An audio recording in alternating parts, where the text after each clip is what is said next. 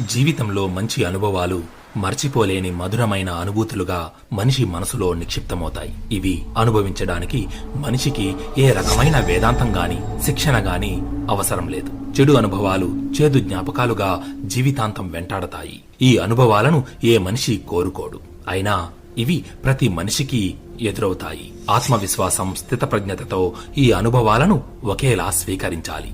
అష్టావక్రుడు ఏమని ఉపదేశించాడు? అసలైన జ్ఞాని తనను ఎవరైనా నిందిస్తే బాధపడడు, అలాగే ఎవరైనా పొగిడితే ఉబ్బి తబ్బిబ్బైపోడు. దూషణ అనేది ఒక శబ్దం. దేహాభిమానం ఉన్నంత వరకు మనల్ని ఆ శబ్దం బాధిస్తుంది. నేను దేహాన్ని కాదు ఆత్మను అని అనుకుంటే ఆ శబ్దం మనల్ని బాధించదు. మనువు ఇలా బోధిస్తాడు: ఒక సాధకుడు ప్రశంసలను విషంగా భావించి భయపడాలి, అవమానాన్ని అమృతం అనుకొని ఆనందించాలి. చెడు అనుభవం కలిగినప్పుడు బాధపడకుండా ఎలా ఉంటామని అనిపించక మానదు.